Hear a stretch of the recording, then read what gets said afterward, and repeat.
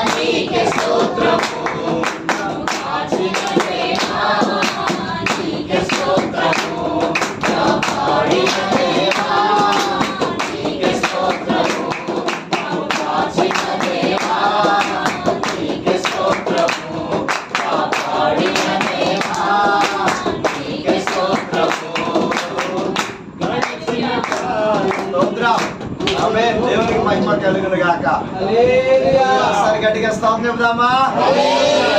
హల్లెలూయా. మంచిది. ఈ రాత్రి ఒక అద్భుతమైన సమయంలోకి వచ్చేసాం. సమయాన్ని మనం సద్వినియోగం చేసుకుందాం. ఈ రాత్రి కొద్ది నిమిషాలు దేవుని యొక్క వాక్యాన్ని వినడానికి ముందు మన మధ్యలో అతిథులుగా సహోదరులు అనుకోని రీతిలో మన మధ్యలో ఉండటం చాలా సంతోషం.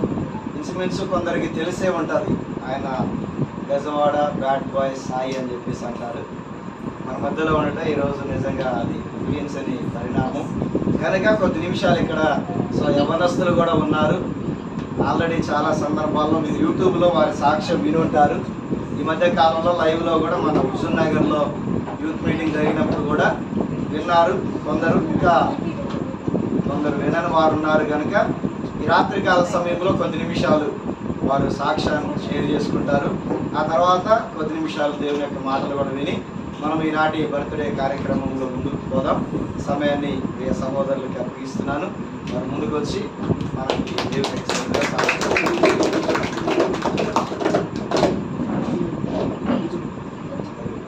ముందుగా ఇంత చక్కటి అవకాశం ఇచ్చిన దేవాది దేవుడికి మరోసారి వందనం. ఎందుకంటే నేను అనుకుంటాను ఇది దేవుని ఏర్పాటు. ఎవరికో ఈ మాటలు కావాలి, ఖచ్చితంగా ఎవరి బ్రతుకు బాగుపడడానికి ఈ మాటలు కావాలి. ఎవరినో హెచ్చరించడానికి దేవుడు ఇక్కడ నడిపించాడు. క్రైస్తవ్యం అని చెప్పుకుంటూ నటించేవారు ఎవరో ఉన్నారు ఇక్కడ, వారితో మాట్లాడడానికి మాత్రం దేవుడు మాత్రం నడిపించాను నేను ఖచ్చితంగా నమ్ముతున్నాను. అయితే చిన్న ప్రార్థన చేసుకున్నాను. మహాగణుడ, సర్వశక్తిమంతుడ, సర్వాధిపతి దేవ, నీ నామంకి వేలాది వందనములు తండ్రి. మా ఆలోచన కంటే నీ యొక్క ఏర్పాటు గొప్పది నాయన. మరి తండ్రి సమయంలో మరి కొద్ది నిమిషాలు సాక్షి ఎవరికి ఏ హృదయాన్ని ప్రభావ ఏ రకంగా దర్శిస్తారో ప్రభావ మన సమస్త మీ చేతికి చెప్పండి. మా నోటిని కృప మేడం మీ బోరుగా వాడుకోండి. మా జ్ఞానంతో కాక కేవలం నీకు ఆత్మతో నడిపిస్తారు. మనసు కొట్టు అయ్యా మరి తండ్రి మరి ముఖ్యంగా ఈ కుటుంబాన్ని దీవించి ఆశ్రయించి బలపరిచి ప్రతి ఒక్క హృదయాన్ని దర్శిస్తారని, అయా సాక్ష్యం పంచుకోవడానికి కావాల్సిన ధైర్యాన్ని బలమును దయచేస్తారని యేసు నామములో ప్రార్థన వేడుకుంటున్నాం నా పరమ తండ్రి. ప్రైజ్ లోడ్ అందరికీ, ప్రైజ్ లోడ్ అండి, ప్రైజ్ లోడ్. దేవుడు నామానికి మహిమ కలుగుగాక. దేవుడు మనం అందరినీ దీవించును గాక. ఆమేన్. నా యొక్క జీవితము సగం మందికి తెలుసు, సగం మందికి తెలియకపోవచ్చు. అండ్ నేను చాలా షార్ట్కట్గా అవుట్లైన్స్ చెప్తాను అనమాట ప్రతిదీ. ఓకే, నా పేరు సాయి కుమార్, బంగారు సాయి కుమార్. మాది విజయవాడ ప్రాంతము. అమ్మ నాన్న పేరు బంగారు అప్పారావు, బంగారు లక్ష్మి. వారికి ముగ్గురు సంతానం అనమాట. ఇప్పుడు నా చిన్న వయసులో నన్ను చాలా గారాబంగా చేస్తూ ఉన్నారు మా తల్లిదండ్రులు. మగ పిల్లవాడిని కదా, నాకంటే ముందుగా 2 ఆడపిల్లలు అనమాట. పుట్టినరోజు జరిపిస్తున్న తల్లి ఎక్కడున్నావు అనేది ఎక్కడన్నా నీకు ఒక మాట చెప్పాలని ఆశపడుతున్నాను. నా తల్లి ఒక పొరపాటు చేసింది. ఆ పొరపాటు మీరు చేయొద్దు. ఏంటి ఆ పొరపాటు అంటే, ఒక విత్తనం విత్తింది నా తల్లి. ఆ విత్తనం పేరు గారాబము. మా అబ్బాయి పెద్ద అయిన తర్వాత మమ్మల్ని బాగా చూసుకుంటాడు, ఉన్నతమైన శిఖరాల్లో మమ్మల్ని నిలబెడతాడు అని ఆశలతో ప్రతి తల్లిదండ్రులు ఏ విధంగా అయితే ఆలోచిస్తారో మా తల్లి కూడా ఆ ప్రయాణంలో ఆ యొక్క కార్యక్రమంలో గారాబం అనే విత్తనం విత్తిందమ్మా. ఆ విత్తనం నన్ను ఏ విధంగా నడిపించిందంటే, నా ఎదుగుదలలో నా బాల్య వయసు నుంచే అమ్మ నాన్నకి మర్యాద ఇచ్చేవాడిని కాదు, చుట్టాలకి మర్యాద ఇచ్చేవాడిని కాదు. నా చిన్న వయసు నుంచి ఎవరైనా మంచి చెప్తే అబ్బేది కాదు. ఆ విధంగా ఆ గారాబం నన్ను చెడు మార్గం వైపే నాశనం వైపు వెళ్తుంది, కానీ క్రమశిక్షణ మార్గంలో నా తల్లి నన్ను పెంచడం అంటే పొరపాటు ఆవుంది కాదు. ఆమె ఎత్తిన విత్తనం అన్నది, గారాబా అన్నది పొరపాటు. సో ఆ రకంగా జీవించే నేను నా ఎదుగుదలలో అంటే నా యొక్క వయసు పెరిగే కొద్దీ నా ఆలోచన స్థితి మారింది. మరి ముఖ్యంగా టీవీలు బాగా చూస్తూ ఉండేవాడిని. ఏం చూస్తూ ఉండేవాడిని? టీవీలు. ఇప్పుడు తల్లి మీరే చూడాలి నా వైపు, ప్రతి చిన్నపిల్లల చేతిలో ఫోన్ ఉంటుంది. ఆనాడు నేను చెడిపోవడానికి టీవీ కారణమైతే, ఈనాడు పిల్లలు చెడిపోవడానికి కారణం ఫోను. ఇదంతా మీరు ఏమనుకుంటారో నాకు తెలియదు, కానీ మీకు చెప్తున్నాను, నా తల్లి చేసిన పొరపాటు మీరు చేయొద్దు. ఆ విధంగా టీవీలు చూస్తూ ఆ టీవీలో ఉన్న వాటిని ఎంటర్టైన్మెంట్ అనుకున్న నేను ఆ టీవీలో ఉన్న ఆ సినిమాలు అట్లా ఉన్న జీవితాలన్నీ నా జీవితంలోకి అప్లై చేసుకున్నా. పర్లేదు తమ్ముడు, మనమే ఉన్నాం, కనపడతాంలే లైవ్. Okay right. ఆ విధంగా ప్రతిదీ అప్లై చేసుకుంటున్నాను అనమాట. నా జీవితాలు అప్లై చేసుకుంటూ నా మార్గం చెడు మార్గం వైపు ఎక్కువ ప్రేరేపణ అవుతూ ఉన్నాను. ఇప్పుడు నేనున్నాను, ఎవరో టీవీలో చూసిన డెప్పగడ్డిని చూసి నేను కూడా అదే విధంగా స్టైల్గా కొట్టించుకోవాలా, నేను కూడా ఆ విధంగా జుట్టులు పెంచాలా, నేను కూడా ఆ విధంగా స్టైల్గా ఉండాలా. ఇక్కడ నా పూర్వం స్థితి ఎవరైనా చూసారా? చూసిన వాళ్ళు ఎంతమంది? 1 2 3 4 అన్న. అయితే ఇంకా కొంతమంది చూడాల ఎలా కనబడుతున్నా, నీట్గా కనపడుతున్నప్పుడు చక్కగా వైట్ షర్ట్ వేసుకుని పక్కపాపిడి మడతపడిపోయిన ప్యాంటు. కానీ నా బర్త్డే ఒకప్పుడు అది కాదు. నా యవ్వన ప్రాయాలకు వచ్చిన తర్వాత ఈ సినిమాలో చూసారా, ఆ సినిమాలో చూసేవన్నీ నా జీవితంలో నేను కూడా ఆ విధంగా జీవించాలి, డాంబికంగా జీవించాలి, రెచ్చిపోవాలి, నా ఇష్టంగా బ్రతకాలి. ఈ నా ఇష్టం అనే పదం ఎక్కడి నుంచి నా జీవితంలోకి వచ్చిందంటే, సినిమాలు చూసే ఒక డాంబికమైన జీవితం అయినా సరే ఆ రకంగా అలవాటు పడిపోయింది. ఆ సినిమాలు చూసే మనం అనుకుంటాం ఎంటర్టైన్మెంట్ అనుకుంటాం, కానీ ఆ సినిమాల ప్రభావం ఇప్పుడున్న యవనస్తులకైనా, అది ఆడైనా సరే మగైనా సరే, పెద్ద అయినా సరే చిన్నైనా సరే, నాశనం అనే మార్గం వైపు నడిపిస్తూ ఉందన్నమాట. సినిమాల మధ్యలో ముందు ఒకటి వేస్తారు యాడ్. ఏంటి ఆ యాడ్? ధూమపానం, మద్యపానం, ఆరోగ్యానికి హానికరం. కానీ సినిమా మొత్తం అదే ఉంటుంది, అవునా కదన్న? సినిమా మొత్తం హీరో చేతులు ఏముంటుంది? గంజాయి సిగరెట్ ఉండదు ఇప్పుడు స్టైల్గా. అది ఏమవుతుందంటే అప్లై అవుతుంది. యంగ్స్టర్ ఏంటి, నేను కూడా ఆ విధంగా జీవిస్తే నాకు కూడా ఒక పేరు రావాలా, ఇన్స్టాలో ఒక పేరు రావాలా, ఫేస్బుక్లో ఒక పేరు రావాలా, నాకు కూడా నన్ను కూడా చూడాలా, అగో నేను పలానా అన్నలా అయిపోవాలా, నేను కూడా పలానా అన్నలా బ్లేడ్ పట్టుకోవాలా అని ఒక ప్రేరేపణ నా జీవితంలో కలిగిందంతా ఉండి అప్పుడు నేను పెట్టుకున్న పేరు bad boy Sai. Bad boy Sai అవడానికి కారణం ఏంటంటే ఒక అమ్మాయి, ఈ లోక ప్రేమ, అపవాది చూపించిన ఈ లోక ప్రేమ. ఎవరి ప్రేమ మర్చిపోయా? తల్లిదండ్రుల ప్రేమ మర్చిపోయా, బంధువుల ప్రేమ మర్చిపోయా. నాకు ఏ ప్రేమ కావాలి? సినిమాల ప్రేమ కావాలి, అమ్మాయి ప్రేమ కావాలి, నేను కూడా ఎక్కించుకొని తిరగాలి, నేను కూడా చాటింగ్ చేయాలి, నేను కూడా ఏం చేయాలా, వీడియో కాల్ చేయాలి అనే పిచ్చి పిచ్చి తలంపులు అన్నమాట. ఆ రకంగా ఒక అమ్మాయి చేతిలో నేను మోసపోయాను. ఆమె అన్నారు బ్రేకప్ అన్నారు, ఇంకా అయిపోయింది, నా జీవితం అంతా అయిపోయింది అన్నట్టుగా నా యొక్క జీవితం అంతా తలకిందులైంది అనమాట. అప్పుడు నేను ఎంచుకున్న మార్గం ఏంటంటే చెడు మార్గం, bad boys Sai, Bezawada bad boys Sai అప్పుడే పేరు పెట్టుకున్నాను. నేను పూర్తి ఆకారాన్ని మార్చేశాను, పూర్తి అవతారాన్ని మార్చేసాను. ఈ శరీరాన్ని మొత్తాన్ని పాడు చేసుకోవడం మొదలు పెడుతున్నాను. బ్లేడ్లతో నా చేతులు ఏం చేస్తున్నాను, కోసుకుంటున్నాను. ఎక్కడి నుంచి వచ్చే ఆలోచనలన్నీ ఎక్కడి నుంచి వచ్చే సినిమాలు ఫ్లైమ్ అయిపోతే ఇంకా అక్కడితో నా జీవితం అయిపోయిందిరా బాబు అన్న ఆలోచన కూడా పుట్టింది ఎక్కడి నుంచి? నాకు సినిమా నుంచే. అది చూడకపోతే నాకు తెలిసేది కాదు కదా. అంటే ఆ సినిమాలో నేను మంచి చోట్లే కానీ చెడే నా జీవితంలో ఎక్కువ. అంటే ఒక మనిషి జీవితంలో పాజిటివ్ తొందరగా వెళ్ళదు కానీ చెడు మాత్రం తొందరగా అలా నాటినమ్మని మొక్క అయిపోయి పెద్ద వృక్షం కూడా అయిపోద్ది. ఆ రకంగా నా జీవితంలో అయిన నేను ఇష్టానుసారంగా జీవించి నేను యవ్వన ప్రేమలో ఏమైతే చేయకూడదని బైబిల్లో ఉన్నాయో ప్రతిదీ ఈ శరీరంలో ఉన్న బలం అంతటిని వ్యభిచార గృహాల్లో వాడుతున్నాను. ఈ యొక్క శరీరంతో ఆడవాళ్ళ ఇష్టానుసారంగా జీవిస్తున్నాను, వారి యొక్క శరీరాన్ని పాడు చేస్తున్నాను, వారికి మొత్తం అలవాటు చేసి వారి శరీరాలతో ఆడుకున్నాను, వారిని వీరిని కొడుతున్నాను, పైశాచికమైన కోరుకున్నాను అనమాట. అంటే నా ఇష్టము, నా జీవితం అనే ఒక మూర్ఖపు ఆలోచనతో నా యొక్క జీవితాన్ని ఆ విధంగా నాశనకరమైన మార్గం నడిపిస్తున్నాను. యవ్వన ప్రాయంలోకి వచ్చిన తర్వాత ఒక యవనస్తుని బాబు నువ్వు ఇలా జీవించకూడదని ఎవరు పెద్దోళ్ళు చెప్పినా సరే వాళ్ళకి మూతి పగిలిపోవాల్సిందే. ఆ విధమైన ప్రవర్తన, పెద్ద చిన్న తేడా లేకుండా, ముక్కలుగా తేడా లేకుండా ఇష్టానుసారంగా జీవించడం అనమాట. అయితే మా కుటుంబం ఏంటంటే మేము హిందువులండి, మాకు క్రైస్తవ్యం అంటే తెలియదు, మేము హైందువులం. పూజలు పునస్కారాలు బహుబలంగా జరుగుతూ ఉండేవాడు అనమాట. అయితే దేవుడు నిజంగానే చాలా గొప్పవాడు. ఎందుకంటే దేవుడు ప్రతి మనిషి నాశనం అయిపోవాలని సృష్టించాడా? కాదు. ప్రతి మనిషి ఆయన మార్గంలో, నీతి మార్గంలో యథార్థంగా జీవించాలి. మనిషి మంచిగా జీవించాలి. తను మంచిగా జీవించి దేవుడి నామాన్ని ఏం చేయాలా? మహిమపరచాలి. పూర్ణ హృదయముతోనూ పూర్ణ ఆత్మతో ఏం చేయాలా? ఆరాధించాలని కోరుకునే దేవుడు కదా మన దేవుడు. అంత గొప్ప దేవుడు అండి. ఆ దేవుడు నా చిన్న వయసు నుంచి నాకు ఏమిచ్చారంటే అవకాశం ఇచ్చారనమాట. సండే స్కూల్కి లాక్కెళ్ళారు కొంతమంది వచ్చి, క్రైస్తవులు సండే స్కూల్ లాక్కెళ్తే సండే స్కూల్లో నేనేం చేస్తున్నాను? పాపల కోసం వెళ్ళాను. అంటే దేవుణ్ణి ఏదో రకంగా స్వార్థంతో కోరుకున్నాను తప్ప హృదయంతో కోరుకోవట్ల. చిన్న వయసులో అవాయిడ్ చేశానండి. యవ్వన ప్రయాణం ఇష్టానుసారంగా తిరిగి నేను ఏమవుతూ వచ్చింది? సిగరెట్ తాగితే బలం వచ్చిద్దా తమ్ముడు? సిగరెట్ తాగితే బలం వచ్చిద్దా? మందు తాగితే కండ్లు పెరుగుతాయా? ఏమైతే ఉన్న సామాన్లన్నీ కాటాకి వెళ్ళిపోతాయి మన భాషలో. ఆ విధంగా ప్రతి 24 గంటలు వాటితోనే సావాసం జీవిస్తున్న నేను ఒకరోజు మరి ఎంత వాటర్ అయినా సరే సంవత్సరానికి ఒక చొక్కేస్తే ఒక రోజు నిండిద్ది కదా. అదే విధంగా ఇక్కడ నిన్నే ఉన్నవన్నీ ఖాళీ అయిపోయినాయి అనమాట. అంటే నా శరీర అవయవాలు పాడవడం స్టార్ట్ అవుతూ ఉన్నాయి. ఆ గ్రహింపు లేదు నాలో. మద్యపానం, ధూమపానం ఆరోగ్యానికి హానికరం, కానీ ఆలోచించట్లేదు నేను దాని గురించి. స్టైల్ ఇలాగే ఉండాలి బాయ్. యంగ్స్టర్స్ మేము రెచ్చిపోతాం, కాకపోతే అవతలని చంపేస్తాం.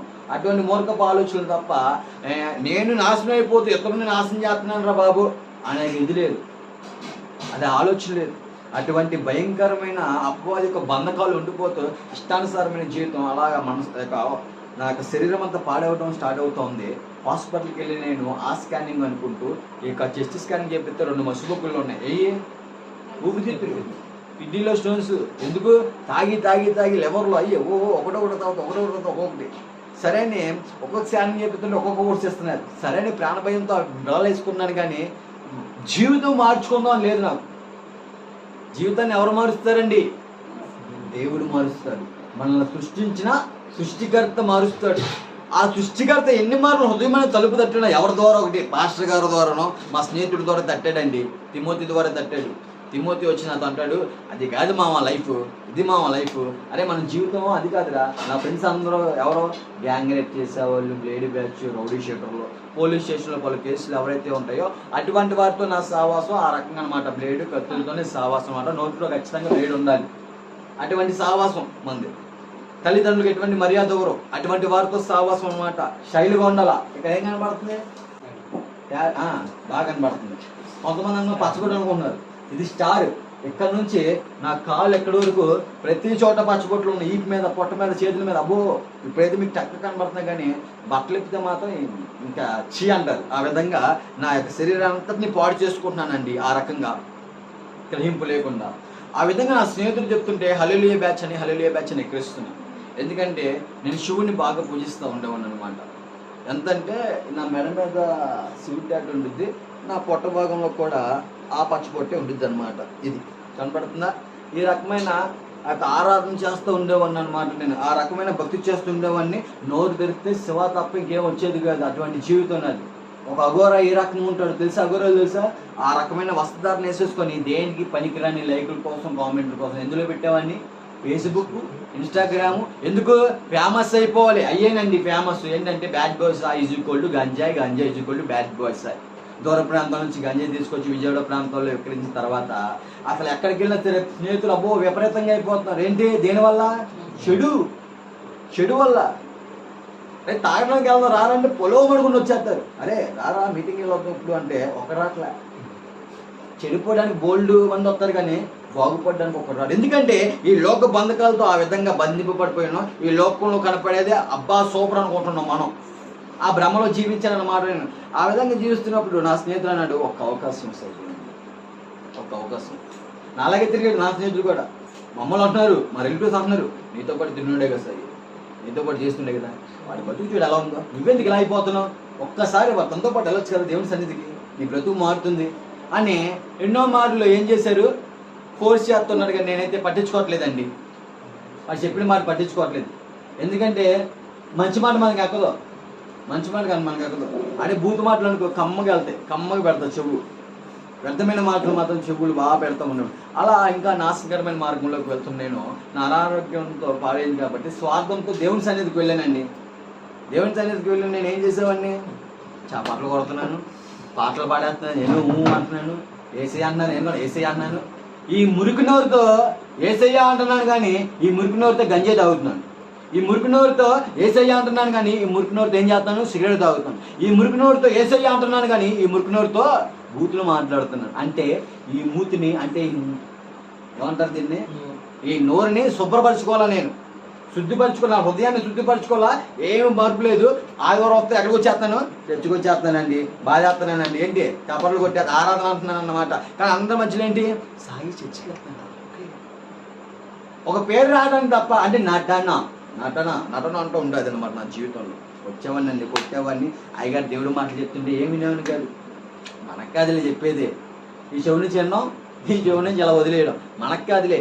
ఆ మాటలు వారి మాటలు కాదు, వారి సొంత మాటలు కాదు, పరిశుద్ధాత్మ దేవుడి ద్వారా వారు మాట్లాడుతుంటే ఆ మాటలు ఏం పట్టించుకోకుండా మనకు కాదులే అని అవాయిడ్ చేస్తూ ఉండేవాడిని అనమాట. ప్రతి మాటని ఎన్ని మాటలు హృదయంలో దేవుడు తన వాక్యం ద్వారా హృదయం తడుతూ ఉంటుండే. ఆ తలుపులు తెరవట్లేదండి. నాకు కాదులే అనుకుంటూ దైవజనుల్ని విమర్శిస్తూ, దైవజనులు తప్పు చెప్తూ హల్లెలూయా బ్యాచ్ నువ్వు ఎక్కిరిస్తూ ఉండేవాడిని అనమాట. నేను ఎక్కిరిస్తూ ఉండేవాడిని. మా అమ్మమ్మ గారు కూడా ప్రేయర్ఫుల్లే. ఆమె క్రిస్టియన్, ఆమె బాగా ప్రేయర్ చేసుకుంటుండేది. ఎన్నో మార్లు ఆమె ప్రేయర్ చేసుకుంటే ఎన్నో మార్లు ఆటంకపరిచిన రోజులు కూడా ఉన్నాయన్నమాట. డిసెంబర్ 24వ తారీఖు నా పుట్టినరోజు అండి. 25వ తారీఖు ఏంటన్నా నేను అంటున్నాను, 24వ తారీఖు నేను పుట్టాకే 25వ తారీఖు మీ దేవుడు పుట్టాడు.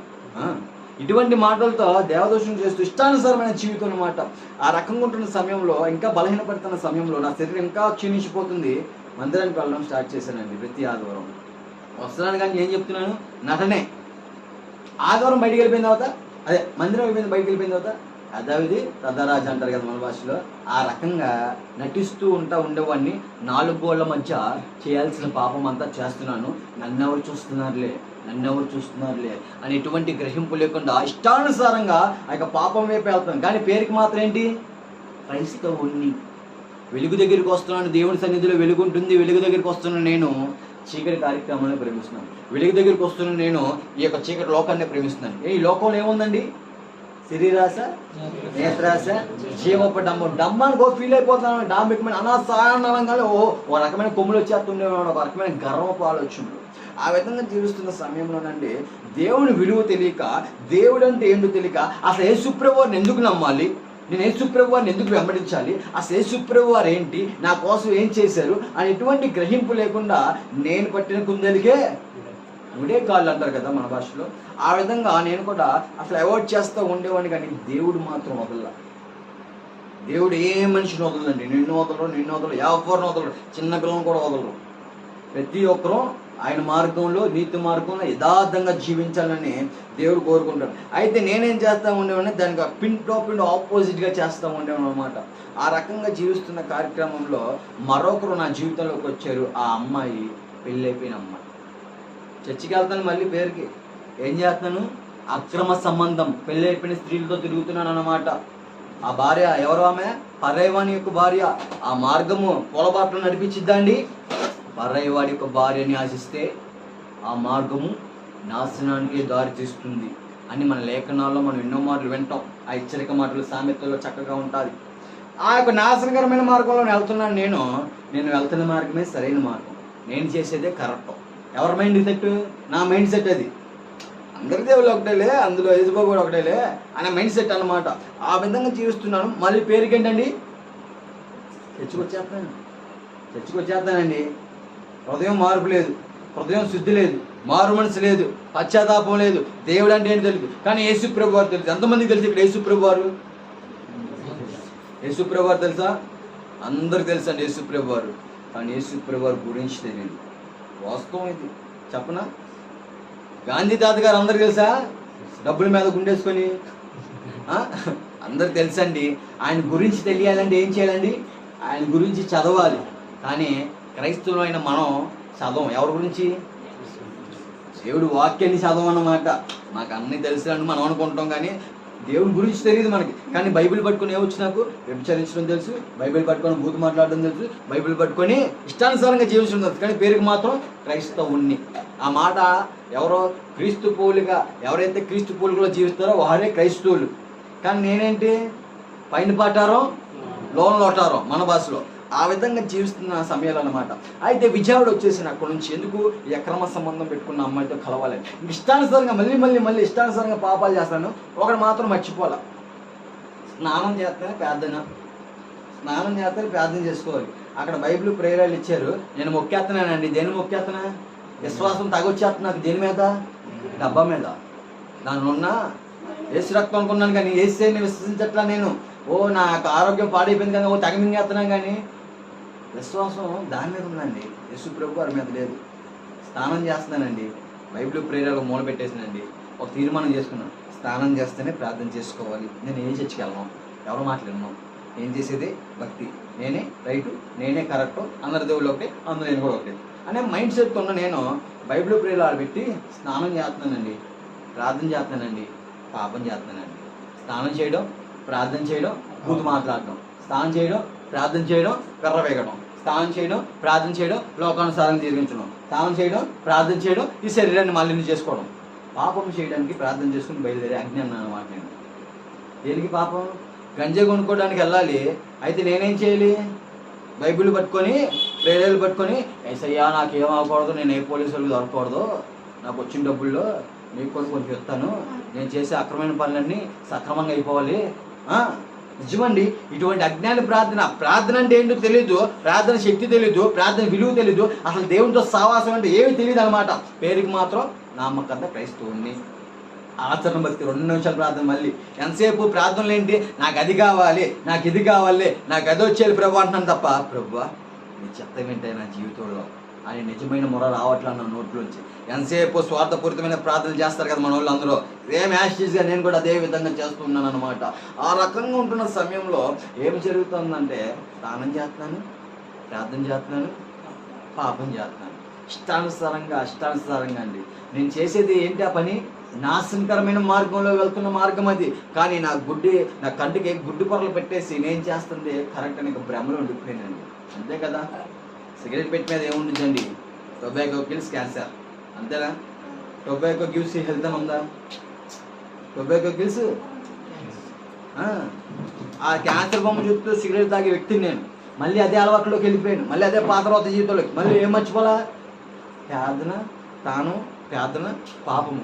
ఆ విధంగా జీవిస్తున్న సమయంలో డబ్బు అవసరం పడిందండి. ఎందుకు? నా శరీరం అంతా పాడైపోయింది. చాలా అంటే చాలా అయిపోయింది. ఇంకా నా జీవితం స్టామినా మొత్తం తగ్గిపోయింది. రాజకీయ నాయకులు తెగ తిరిగేస్తున్నాను. ఆయన కొట్టరా, ఇక్కడికి వెళ్ళరా, ఆ ల్యాండ్ సెటిల్మెంట్కి వెళ్ళు, కాలేజ్ కొట్టాలనుకుంటూ పొలం అనుకుంటూ వెళ్ళిపోతున్నాను. కానీ నాకు శరీరాన్ని గుర్తించట్లేదు అనమాట. కానీ నా శరీరానికి ఇలా అయింది, నాకు అవసరం రా బాబు అంటే ఒక్కరు రాలా. ఎంతమంది వాడుకున్నారు, ఒక్కరు రాలా. ఓల్డ్ మంది ఫ్రెండ్స్ ఎక్కడికి వెళ్ళినా సరే సాయన్న, కానీ సాయానికి అయితే ఒకరు రాలా. అయితే నేను ఎంచుకున్న మార్గము ఆ పాపపు మార్గము, గంజాయి ఉనుక్కుందాం అనే ఆలోచనతో ఆ విధంగా వెళ్ళిన నేనండి. ఆ డబ్బు కోసం, ధనాపేక్ష కోసం ప్రాకులాడి నేను అనుకున్నాను, డబ్బు ఉంటే చాలే అన్ని మన కాళ్ళ దగ్గరికి వచ్చేస్తాయి, డబ్బు ఉంటే చాలే ఏదైనా జరిగిద్ది. డబ్బు ఏంటి? డబ్బు ఉంటే అన్ని సక్కమరుగుతాయి. కానీ డబ్బు ఉంటే నిద్ర ఉండదు, డబ్బు ఉన్నా హెల్త్ ఉండదు, డబ్బున్నా సుఖమైన అదే మనశ్శాంతి అనేది ఉండదండి. మనిషికి కావాల్సింది మెయిన్ ఏంటంటే మనశ్శాంతి. ఆనాడు ఈ లోకపురం విఫలమైపోయిందని మనశ్శాంతి కోసం ప్రాకులాడని నేను, నాకు నెమ్మది సమాధానము ఈ మత్తు పదార్థాలు ఇస్తాయని టీవీలో చూసిన సినిమాల వల్ల ఈ మత్తు పదార్థానికి అలవాటు నేను అవి నన్ను ఏం చేసి నెమ్మది సమాధానం ఇచ్చాయా? అబ్బే నాలో ఉన్నాయన్నీ అయిపోయినాయి అనమాట. ఆ విధంగా ఉన్న సమయంలో డబ్బు, ధనాపేక్ష ఒక్క రూపాయి రాలేదండి. ఎందుకంటే కొన్ని వందల కేజీలు వేరే రాష్ట్రానికి తరలించాను అన్నమాట నేను లాక్డౌన్ సమయంలో. బోల్డ్ డబ్బు వచ్చేయాలి, దురాశ ఎక్కువైపోయింది. బోల్డ్ డబ్బులు వచ్చి మనంతా సెట్ అయిపోద్ది అనుకున్నా, కానీ వాళ్ళు ఇవ్వాల్సిన వాళ్ళు డబ్బులు ఇవ్వాల. అంతా ప్లేట్ మారిపోయింది అన్నమాట. ఏం అర్థం కావట్లేదు. నా స్నేహితుల దగ్గరికి చేజాపారే ఇలా జరిగిందంటే వాళ్ళు చులకనగా చూస్తున్నారు. నేను పుట్టినప్పటి నుంచి మా అమ్మ నాన్నకి విలువల, నా స్నేహితులకి ఇచ్చే విలువ, వారి ప్రేమను గ్రహించట్లా. ఆ తాగిన తిమ్మిరిలో, ఆ మత్తులో ఇదే చేతితో మా నాన్న కొట్టేవాడిని, ఇదే నోటితో మా అమ్మని అంటున్నాను. ఎవడ కనమన్నాడే? నేను కనమన్నానేంటి? ఇష్టానుసారమైన ఆ మాటలతో ఆమె హృదయాన్ని గాయపరుస్తూ ఉండేవాడిని. ప్రియ తమ్ముడా, తల్లిదండ్రులకు ఏ విధంగా ఇస్తున్నావు నువ్వు మర్యాద? నీ తల్లిదండ్రులతో ఏ విధంగా సహవాసం చేస్తున్నావు? ఏ విధంగా వారితో ఉంటున్నావు? తల్లిదండ్రులను దూషించేవాడు మరణానికి పాత్రుడు. అదే రీతిగా దేవుడు ఆశీర్వాదం మాట కూడా వచ్చాడు, తల్లిదండ్రులను సన్మానించేవాడు దీర్ఘాయుష్మంతుడు అని లేఖనాల్లో చక్కగా దేవుడు అంటా ఉన్నారు. అయితే నా జీవితం అంతా మరణచాలి వైపే వెళ్తా ఉందండి.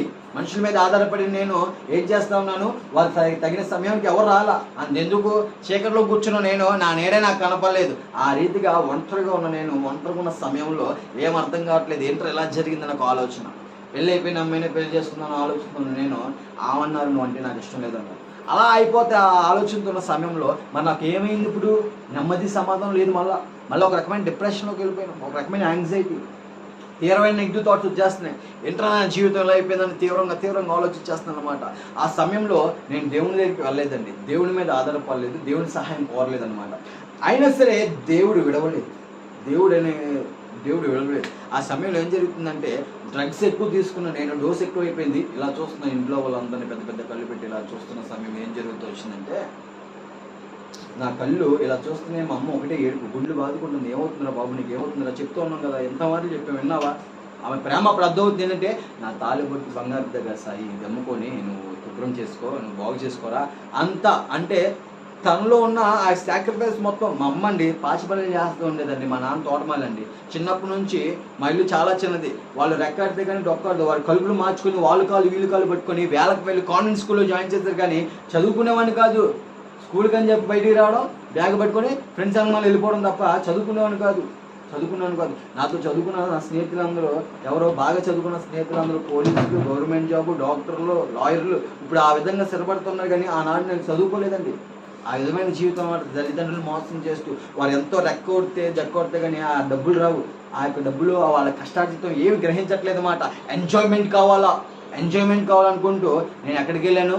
నాశనకరమైన మార్గంలోకి వెళ్ళాను. ఆ సమయంలో ఉంటున్నప్పుడు నా స్నేహితులు లేరు, సాయన్న అనుకున్నప్పుడు ఫాలోవర్స్ లేరు, చిన్నప్పటి సెలబ్రిటీలా ట్రీట్ చేసేవారు నాకు వారు లేరు, ఎవరు లేరు, ప్రేమించిన వాళ్ళు లేరు, నా స్నేహితులు లేరు. నా ప్రాణ స్నేహితులు అనుకున్నా. నేను పుట్టినప్పటి నుంచి నా తల్లిదండ్రులతో కంటే ఎవరితో ఎక్కువ ఉన్నా? స్నేహితులతోనే ఎక్కువ గడిపిన సమయము. వారు లేరండి. ఆ రోజు జరిగిన సంఘటన ఏంటంటే, మా అక్క వచ్చారు, పెద్ద అక్క పేరు దుర్గాదేవి అని చెప్పాను కదా. దుర్గాదేవి గారు ఆమె కూడా నిజమైన దేవుడు యేసు ప్రభు అని తెలుసుకుని ఆయన మార్గంలో ఉన్నారు. ఆమె వచ్చి అంటారు, రే సాయి, నువ్వు చాలా చాలా పాపం చేస్తున్నావు. ఒక పక్క ప్రార్థన చేస్తూ ఇంకో పక్క ఇష్టానుసారంగా జీవిస్తున్నావు. దేవుళ్ళ యథార్థంగా లేవు, నీతిగా లేవు, ఎలా పడతారో జీవించేస్తున్నావు. నువ్వు చాలా చాలా పాపాలు చేస్తున్నావు. దేవుడు అన్నీ చూస్తున్నాడు, దేవుడు అన్నీ చూశాడు. నిన్ను క్షమించేది ఆయన తప్ప ఇంకెవరు లేరయ్యా, క్షమాపణ అడుగు దేవుడిని. అప్పుడు నా పరిస్థితి ఏంటి, వాష్రూమ్లోకి వెళ్ళిపోయి అయిపోయింది, నా బతుకు అయిపోయింది, నా బతుకు బస్ స్టాండ్ అయిపోయింది, నా జీవితం ఇక్కడతో ఫినిష్, మరణ ఛాయలోనండి. అలా ఉన్నాను అనమాట. ఆ మాటగా ఆ రోజు కానీ లేవబడకపోతే మా అక్క ఒకటే అంది, చాలా పాపాలు చేసేసాయి. నేను నమ్మిన దేవుడు నమ్మదగిన దేవుడు, ఆయన కరుణామయుడు, ఆయన ఖచ్చితంగా క్షమించే దేవుడు, ఆయన మనుషుల్ని బాగు చేసే దేవుడు. నీ బ్రతుకు కూడా బాగు చేయడానికి సిద్ధంగా ఉన్నాడు. అయితే ఒక్కటి చేయి, ప్రార్థన చేయి, క్షమాపణ అడుగు, నీ యొక్క అతిక్రమలను ఒప్పుకో. అతిక్రమలు దాచిపెట్టువాడు వర్ధిల్లుడు, కానీ వాటిని ఒప్పుకొని విడిచిపెట్టువాడు దేవుని యొక్క కనికరము పొందును. అవును కదా. అయితే ఆ రోజు అండి మా అక్క చెప్పిన మాటకు లోపడిపోయి, ఇలాగే మూల ప్రాంతం అనమాట మా ఇంట్లో, అలాగా అక్కడ మోకాలు వేసుకొని ఇంకా నేను చేసిన అతిక్రమణను ఒప్పుకున్న, ప్రభువా నేను ఘోరాన్ని పాపిన ప్రభువా, ఈ శరీరంతో ఎంతో మందిని ఇచ్చేసాను. ఇగో ఈ శరీరంతో నపుంసకులు తెలుసా మీకు? నపుంసకులు తెలుసా? ఇజ్రాయల్ అంటారు. అటువంటి వారితో కూడా ఈ శరీరం పాడు చేసుకున్న శరీరం అటువంటి పాపిష్టి బ్రతుకున్నది. అటువంటి వ్యక్తిని నేను అటువంటి స్థితిలో ఉన్నప్పుడు నన్ను చేసిన అతిక్రమణ ప్రతిదీ ఒప్పుకుంటున్నాను. ఎందుకంటే నాకు ఇటువంటి సాక్ష్యం అంటే సాతాను ఇచ్చింది. అనవసరంగా మీ కడుపులో పుట్టాడండి మీ అబ్బాయి, కొంచెం విషయం పెట్టి చంపేచ్చు కావని అనే సాక్ష్యం అనమాట. అంటే ప్రతి ఒక్కరి దగ్గర తృణీకరింపబడిన వ్యక్తిని అనమాట. ఎవరికి ఇష్టం లేదు నేను అదే అనువని, ఎవరు నన్ను ప్రేమించొద్దు, నేను ఇలాగే ఉంటాను, నేను నాలాగే ఉంటాను అని ఒక మాటలతో, బూత్ మాటలతో అందరిని ఇబ్బంది పెడతా ఉండేవాడిని. తల్లిదండ్రుల దగ్గర నుంచి అంటే మా పేటలో ఉన్నామని, విజయవాడలో అందరిని ఇబ్బంది పెడతా ఉండేవాడిని. నేను ఆ రోజు నిజంగా మొరపెడుతున్నాను అనమాట, ప్రభువా నేను నిజంగానే పాపని ప్రభువా, నా బ్రతుకు మార్చా, ఇకనైనా నేను సరైన మార్గం ఉంటాను ప్రభా, సహాయం చేయ ప్రభా అని ఒక 45 నిమిషాల పాటు మోకాళ్ళు ఉండిపోయి నేను ఒక్కొక్క చుక్క కారుతుందండి. పాపం ఒప్పుకుంటే కన్నీళ్ళు వస్తూ ఉన్నాయి నాకు. ఎప్పుడైతే ఆ ప్రార్థన అయిపోయిందో నా హృదయంలో భారం ఎవరో తీసేసినట్టు అనిపించింది. అప్పటి వరకు మా అమ్మతో అంటున్నాను, నా వల్ల కావట్లేదు, ఈ హృదయం అంతా బాగా భారం అయిపోయిందమ్మా, ఎక్కువ ఆలోచన వచ్చేది, యాంగ్జైటీ ఎక్కువ అయిపోయింది కదా నాకు. ఒక రకమైన డిప్రెషన్ ఉన్న వారికి ఏంటంటే ఇక్కడ బాగా బరువు ఎక్కువైపోద్ది, భారం ఎక్కువైపోద్ది అనమాట. అంటున్నాను నేను, నా వల్ల కావట్లేదమ్మా, నా వల్ల కావట్లేదమ్మా. నిద్ర పట్టలేదు 2 రోజులు. ఒకటే ఆలోచన, చావు చంపు, చావు చంపు, చావు చంపు. నువ్వు బ్యాడ్ బాయ్ సాయి, నువ్వు తలుచుకుంటూ నువ్వు ఏదైనా చేసేయగలవు, అమ్మాయి పేక పోసేయి, లేకపోతే నువ్వే విడుదల చచ్చిపోవాలి. ఈ రెండే నాకు కనబడుతున్నాయండి, సాబు లేకపోతే చంపు. ఈ జనరేషన్లో ప్రతి యంగ్స్టర్కి వచ్చేది అదేగా ఆలోచన. అపవాది ప్రేరేపణ, ఇదంతా అపవాది ప్రేరేపణ. ఆ రోజు ఆలోచన లోపడలేదు, కానీ మా అక్క చెప్పిన మాటకి లోబడి ప్రార్థన చేస్తూ, ప్రార్థన అంటే ఏంటో కూడా తెలియదు, నా పాపాలు ఒప్పుకున్నాను, అదే ప్రార్థన అనుకున్నాను అనమాట. అలా ఉండిపోతున్న సమయంలో ఒకేసారి 45 నిమిషాలు అయిపోయిన తర్వాత ఆమె నేను చెప్పగానే నా హృదయంలో ఉన్న భారము, నా నెత్తి మీద ఉన్న పెద్ద ఒక రకమైన బరువు ఎవరో తీసి పక్కన పడేసినట్టు అనిపించిందండి. చాలా నార్మల్ అయిపోయాను. చాలా అసలు ఏదో కొత్తదనం వచ్చింది, ఏదో నాలోంచి పోయినట్టు ఒక ఫీలింగ్ అనమాట. నార్మల్గా చూస్తున్నాను, నేను ఇలా చూస్తున్నాను, నార్మల్ చూస్తున్నాను, అమ్మ వాళ్ళ అందరం చూస్తున్నాను, నాకు చాలా కొత్తగా ఉంది. తర్వాత మా బావగారు అన్నారు, దేవుడు వాక్యం ద్వారా ఆయన మాట్లాడుతున్నాడు. ఆయన మాట్లాడుతుంటున్నప్పుడు ఆయన నా హృదయానికి ఎంతో ఆ మాటలు ఆదరిస్తున్నాయి అనమాట. టీవీ చూద్దాం, టీవీ దగ్గరికి వెళ్ళానండి. టీవీ దగ్గరికి వెళ్ళి దేవుని ఛానల్ పెట్టి చూస్తున్నాను అనమాట. ఈయన ఏం చెప్తున్నాడో ఆ టీవీలో వస్తుంది. నాకు అర్థమైంది, దేవుడు నాలంటి పాపి ప్రార్థన ఆలకించి నాకు అవకాశం ఇచ్చారని. తర్వాత దేవుని సన్నిధికి వెళ్ళడం ప్రారంభించి నేను అక్కడ ఆత్మీయులు అన్నారు, దేవుడు నీతో మాట్లాడే, దేవుడు నీకు సహాయం చేశాను నాన్న, దేవుడు నీ ప్రార్థన ఆలకించాడు, ఎక్కడైనా మారు మనసు పొందుకో, ఎక్కడైనా పశ్చాత్తాపడు, దేవుడు అంటే ఏంటో తెలుసుకో. ఒకప్పుడు దేవుడు తెలుసు కానీ దేవుడి గురించి తెలియదు, దేవుడు అంటే ఏంటో తెలుసుకో అని చెప్పడం మొదలుపెట్టారు. దేవుడి మీద ఆధారపడు, దేవుడి మీద నమ్ము, దేవుడి మీద ఆధారపడు, మనుషులు చూడడం మాని దేవుడిని మాత్రమే చూడు అని చెప్తా ఉన్నారండి. ఆమె ఇంకో మాట అన్నారు, ఇక్కడ నుంచి కాదు కానీ నువ్వు హృదయపూర్వకంగా నమ్ము. ఇక్కడ నుంచి నమ్మే కేటగిరీలో ఉన్న చాలామంది భక్తులు ఉన్నారు, వారి పేరే నామకార్థ క్రైస్తవులు అంటారు. నువ్వు ఆ గుంపులో ఉన్నమాక. నువ్వు దేవుడు ఎంతో స్వస్థపరిచాడు, దేవుడు నిన్ను ఎంతో విడిపించారు ఆ బంధకం నుంచి. ఒక్కసారి జ్ఞాపకం చేసుకో, ఆయన గురించి ఆలోచించడం మొదలుపెట్టి అంటూ ఉన్నారు. నాకు కూడా ఆలోచన, ఏంటి ఆలోచన, వీళ్ళందరూ ఏమైపోయారు? నేను స్థితిలో ఉన్నప్పుడు ఏమైపోయారు వీళ్ళందరూ? నేను హేళన చేసిన దేవుడు, నేను ఎక్కిరించిన దేవుడు, నేను హల్లెలూయా బ్యాచ్ అన్న దేవుడు వచ్చాడండి, ఎవరు యేసు ప్రభు వారు అనే ఒక ఆలోచన నాలో మెదులుతూ ఉంది. పరిశుద్ధాత్మ దేవుడు ఆ విధంగా నాలో ఆలోచన పుట్టిస్తూ ఉన్నారు. ఆ రకంగా టీవీ చూడడం మొదలుపెట్టాను. టీవీలో ఈసారి ఎవరిని చూడట్లా, లోకపరమైన సినిమాలు చూడట్లేదండి, యేసు ప్రభు వారి సినిమా పెట్టుకొని చూస్తున్నాను అన్నమాట. యేసు ప్రభు వారి సినిమా పెట్టుకొని చూస్తూ ఉన్నాను నేను ఆ యొక్క ఫోన్లో. ఆ యొక్క సినిమా చూస్తుండగా యేసు ప్రభు వారు మాట్లాడే విధానం చూస్తుంటే ఆ మాటలన్నీ డైరెక్టర్ రాయలే, ఆ సినిమా డైరెక్టర్ రాయలేదండి, పరలోకం నుండి పరమ డైరెక్టర్ రాసిన మాటలు అన్నమాట ఇవన్నీ. ఆ మాటలు వింటూ ఉండగా దేవుడు మాట్లాడుతున్న మాటలు, ఒక వ్యభిచారంతో పట్టపడ్డ స్త్రీతో దేవుడు మాట్లాడుతున్నారు. అమ్మా, నీ పాపములు క్షమింపబడి ఉన్నవి, ఇక నుంచి నువ్వు ఆ పాపము చేయకు. జక్కయ్యతో మాట్లాడుతున్నారు ఏమని, అయ్యా జక్కయ్య, నీ ఇంటికి దినమున రక్షణ వచ్చి ఉన్నది, దిగిరా అంటా ఉన్నాడు. ఆనాడు జక్కయ్య ఏమైతే తన అక్రమంగా సంపాదించినన్ని ఏం చేస్తానండి, ఇచ్చేస్తున్నాను అనమాట.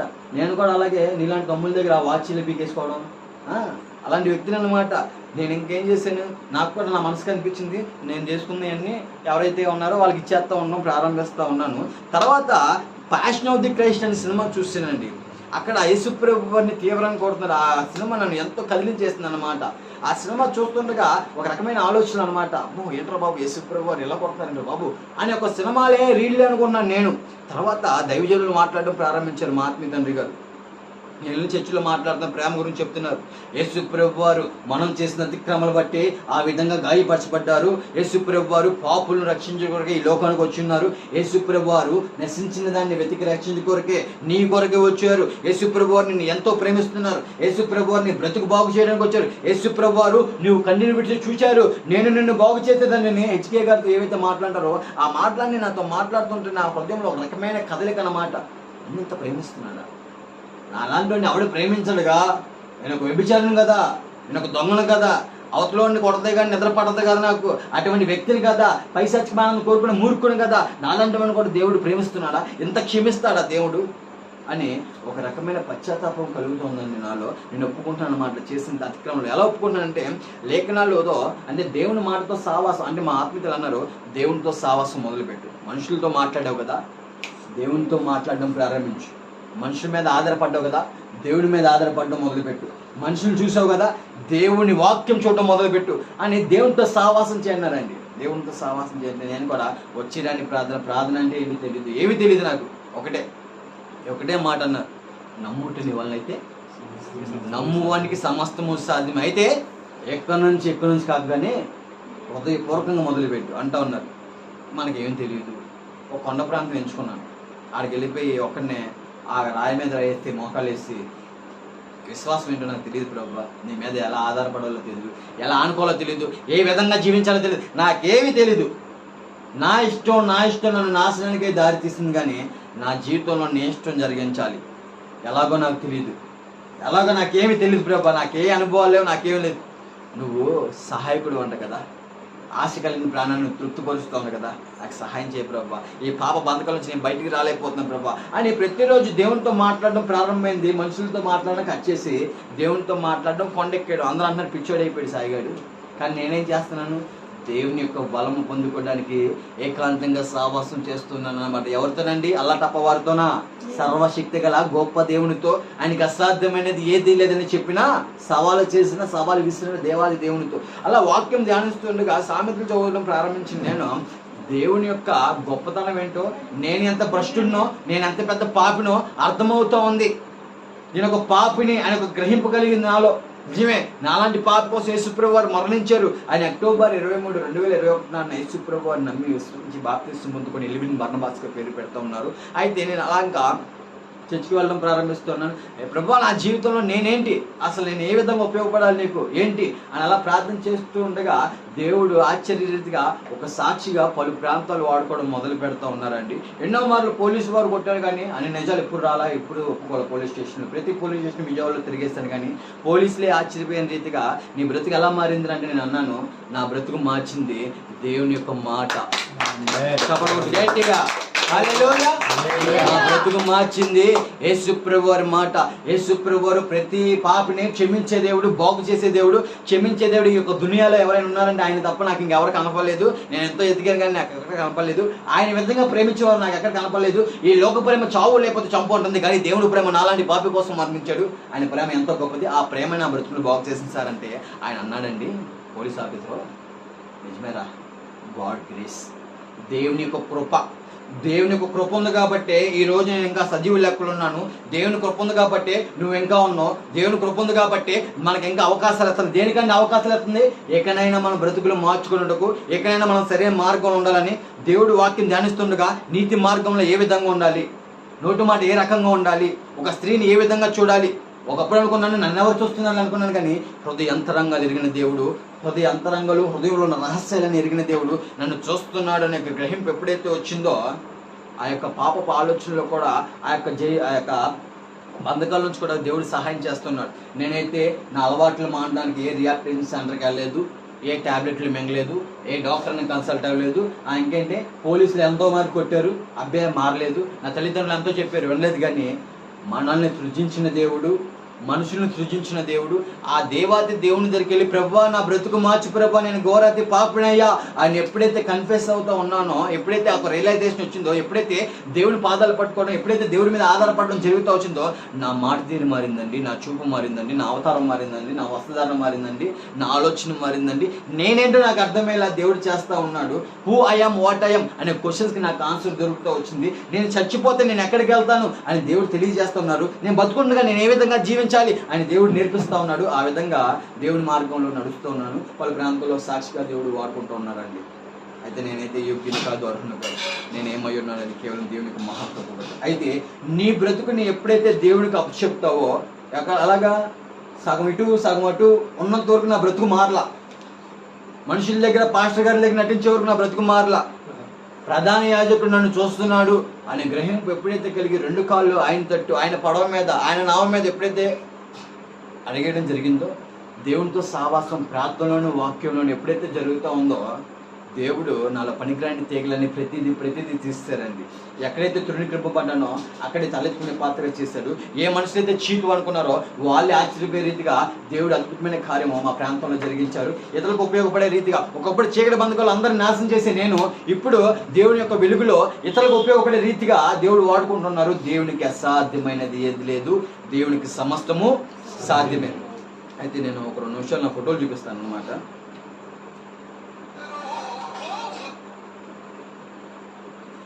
ఒకటి, నీ దగ్గర నుంచి కోరుకుంటున్నాను, నటించే వరకు నా బ్రతుకు మారలా.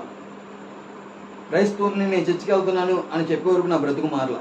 అయితే నేను పాపిని ప్రభువా అని ఎప్పుడైతే దేవుని దగ్గర ఒప్పుకున్నానో నా బ్రతుకు మారింది.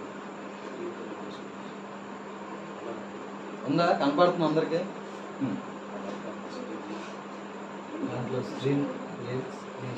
కనపడుతుందా? ఈ విధమైన అవతారం అన్నమాట నాది. ఈ విధమైన అవతారం, ఈ రకంగా విగ్రహారాధన చేస్తూ ఉండేవాడిని అనమాట. చిరిగిపోయిన బట్టలు అందరి బొక్కలు ఎదర ఉంటాయి, మన బొక్కలు అంటున్నాను ఉంటాయి. ఆ రకమైన వస్త్రధారణ నేను అనుకుంటాను, స్టైల్ అనుకున్నాను, కానీ దానివల్ల మా తల్లిదండ్రులు ఎంతో బ్యాడ్ నేమ్ అని అర్థం కావట్లేదు అనమాట. బాడీ మొత్తం టాటూస్ అనమాట. ఇష్టానుసారంగా ఒళ్ళంతా టాటూస్ వేయించుకొని ఇష్టానుసారంగా ఇంకో శివరాత్రి వస్తే ఈ విధమైన అవతారం అనమాట. ఎడిటింగ్ కాదండి, ఇది రీలే. మొత్తం పూజ చేసుకునేవాడిని కింద నుంచి పై వరకు. ఆ సోమవారం వస్తే ఖచ్చితంగా శివాలయం ఉండాలా, మెల్ల రుద్రాక్ష ఖచ్చితంగా ఉండాలా. ఆ రకమైన అవతారం అనమాట. అయితే నాకు నా స్నేహితుడు తిమోతి తినే, వైజాగ్లో చెప్పిన స్నేహితుడు దేవుని గురించి. ఎన్నో మార్లు దేవుడు కూడా మిమ్మల్ని ఆహ్వానం పలుకుతుంటాడు. ఎవరి ద్వారా ఒకటి, దయచేసి తృణీకరించి మాకు తమ్ముడా, పెళ్ళికి వెళ్ళి సిగరెట్ తాగి స్టేజ్ మీద సిగరెట్ తాగి అంత యాక్టివిటీ అనమాట. వెనకాల ఉన్నారు ఆ పెళ్లి కూతురు, ఆమె చూస్తున్నారు, జనాలు ఇబ్బంది పడుతున్నారని ఆలోచించేవాడిని కాదు. నా ఇష్టం అయ్యా, ఎలాగే జీవిస్తా. కానీ ఇప్పుడు దేవుడు ఎక్కడ ఏ విధంగా ఏ రకంగా జీవించాలో ప్రతిదీ నేర్పిస్తున్నాడు. ఎంత అలవాటు నాకు. ఆ రింగు పొగతో, ఆ గంజే పొగతో రింగేసి మళ్ళీ అదే ముక్కుతో లాక్కునే స్కిల్ అన్నమాట నాకు, స్టైల్. కానీ ఈరోజు సిగరెట్ వాసన పడకుండా చేశాడు దేవుడు. దేవునికి అసాధ్యమైనది ఏది లేదు. వసదాన్ని వేసుకొని ట్యూబ్లైట్లు తింటూ అందరిని ఆశ్చర్యపడే రీతిగా డ్యాన్స్లు వేస్తా ఉండేవాడిని. అందరు నన్ను చూడాలి, అందరు నన్ను చూడాలి. అయితే ఇప్పుడు చూస్తున్నారు అందరు నన్ను. అయితే నేను అంటాను, నన్ను కాదు కానీ నాలాంటి మూర్ఖుడిని బాగు చేసిన దేవుని వాక్యాన్ని చూడండి. ఆయనకి అసాధ్యమైనది ఏది లేదు. ఆయనకి సమస్తము సాధ్యమే. ఆయనకి సమస్తము సాధ్యమే. పోలీసులు వేసేసుకున్నారు ఏమని? సాయిని మాట్లాడాలంటే మేమే మార్చాం, మా కౌన్సిలింగ్తో మేము మార్చేసాం అనుకుంటే వేస్తారు. నేను అంటాను, ఏ పోలీసుల వల్ల కాల, ఏ ప్రభుత్వం వల్ల కాలేదు కానీ ఆ ప్రధాన యాజకుడు, ప్రధాన వైద్యుడు నా బ్రతుకుని బాగు చేశాడు. ఒకటి పైరూపంగాను, ఒకటి అంతరంగంగాను, ఇంకోటి ఫిజికల్గాను, మెంటల్గాను. ఈ లోకంలో ఎక్కడ కనపడలేని ఆనందం కోసం పాకులాడుతున్నాను నేను. వ్యసనాల్లో దొరికిద్ది, మందుబాటులో దొరికిద్ది అనుకుంటూ ప్రాకులాన్ని నేను ఎక్కడ దొరకలేదు. కానీ నిజమైన ఆనందం ఎక్కడ దొరికిందంటే దేవుని సన్నిధిలోనే నిజమైన నెమ్మది. ఏ మనిషి ఇవ్వలేని ఆదరణ దేవుడి వాక్యము నీకు నాకు ఇస్తుంది ప్రియ తమ్ముడు. అయితే నీ యొక్క హృదయంలో ఓ మనిషి, నువ్వు ఎప్పుడైతే హృదయపూర్వకంగా నీ యొక్క హృదయంలోనికి దేవుడిని ఆహ్వానం పలుకుతావో దేవుడు నీ బ్రతుకు బాగు చేయడానికి కూడా సిద్ధంగా ఉన్నాడు. ఆయనకు అసాధ్యమైనది ఏది లేదు. ఆయనకి సమస్తము సాధ్యమే. ఈ చిన్న మాటలు ఎక్కడితో ఈ సాక్ష్యం దేవుడు దీవించున్నాడు.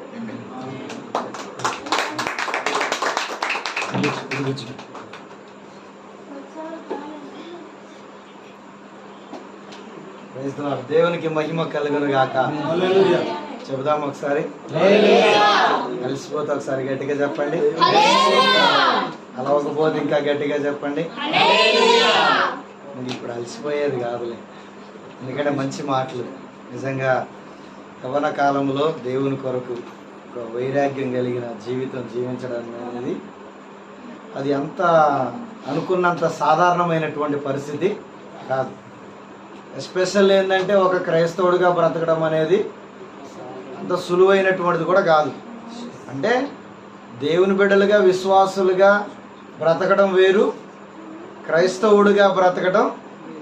దేవుని బిడ్డలుగా సహజంగా చాలామంది బ్రతుకుతారు, విశ్వాసులుగా కూడా చాలామంది బ్రతుకుతారు. కానీ క్రైస్తవులుగా బ్రతికేవారు మాత్రం కొందరే ఉంటారు. అర్థమైంది మీకు? ఇక్కడ ఒక చిన్న విషయం మనం గమనించాలి. దేవుని బిడ్డలుగా ఎవరైనా బ్రతికేయచ్చు, విశ్వాసులుగా ఎవరైనా బ్రతికేయచ్చు, కానీ క్రైస్తవులుగా బ్రతకడం మాత్రం చాలా కష్టం. సో సహోదరులు, మరి క్రీస్తును పోలినటువంటి క్రైస్తవ జీవితాన్ని ధరించుకొని దేవునికి సాక్షిగా అనేక ప్రాంతాల్లో అనేక మంది యవనస్తులను ప్రోత్సహిస్తూ దేవునికి మహిమకరంగా నిలబడుతున్నందుకు ప్రభువుకి మహిమ కలుగును గాక. ఈ రాత్రి నిజంగా మన మధ్యలోకి రావడం చాలా సంతోషకరం. విక్కీ బర్త్డే సందర్భంగా మరి మంచి సాక్ష్యం. నేనైతే చాలా జాగ్రత్తగా వింటూ వచ్చాను. మీరు ఎంతమంది ఉన్నారో నాకేం తెలియదు, కానీ చాలా అద్భుతమైనటువంటి జీవితం. ఒకప్పుడు రెండు అద్భుతాలే, కాకపోతే ఒకటేమో నాశనానికి పోయే అద్భుతం, ఇంకొకటేమో పరలోకానికి పోయే అద్భుతం. అంతేనంటారు కాదంటారు? రెండు అద్భుతమైన. అంతకుముందు బ్యాడ్ బాయ్ సాయి అంటే మామూలు విషయం. ఆ రేంజ్లో బ్రతకాలంటే అది ఎవరి వల్ల అవుతుంది? అంత నువ్వు నేను అంత సింపుల్గా చేయగలం. ఇప్పుడు జాన్ ఉన్నాడు, ఆయన కూడా ఒక రేంజ్లో ఉన్నాడు, కానీ ఈ రేంజ్కి వెళ్ళలేకపోయింది. ప్రయత్నం చేసిండే, కానీ చాలామంది ప్రయత్నం చేస్తారు. ఇప్పుడు ఆయననే కాదు, ఎవరైనా నా రేంజ్లో నేను కూడా ప్రయత్నం చేసి ఉంటా. మీ లెవెల్లో ఎవరి లెవెల్లో వాళ్ళు ప్రయత్నాలు చేస్తారు, కానీ ఆ స్థాయికి వెళ్ళటం అనేటువంటిది చాలా అరుదు. కానీ ఆయన ఆ స్థాయికి వెళ్ళిండు, అది లోకంలో.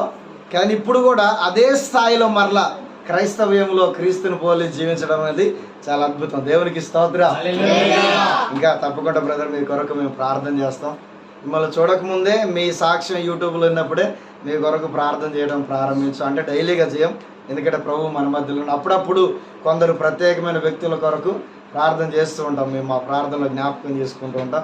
తప్పకుండా మీరు కూడా మీ అనుదిన ప్రార్థనలో జ్ఞాపకం చేసుకోండి. ఎందుకంటే ఈ దేవుని రాకడ దినాల్లో యవ్వనస్తులు లేవనెత్తబడాలి.